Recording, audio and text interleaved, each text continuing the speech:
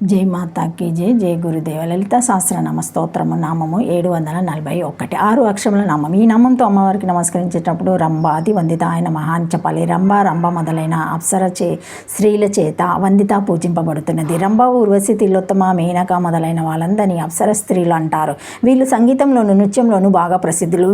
వీరు లేకపోతే ఇంద్రుని సభకు శోభే లేదు. దేవాదులందరినీ వీరు తమ గానాలతో నృత్యాలతో వినోదింపచేసి ఆనందింపచేస్తారు. వీరిని దేవ విలాసినాలని వేశ్యలని అంటారు. వీరందరి చేత అమ్మవారు సేవింపబడుతుంది.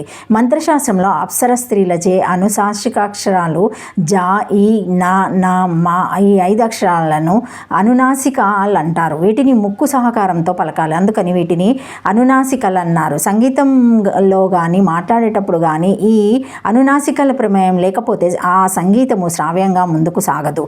ఆ మాటలు చెవులకు ఇంపుగాను సొంపుగాను ఉండవు. బాగా జలుబు చేసి ముక్కు పట్టేసినట్టు ఈ సంగతి బాగా తెలుస్తుంది.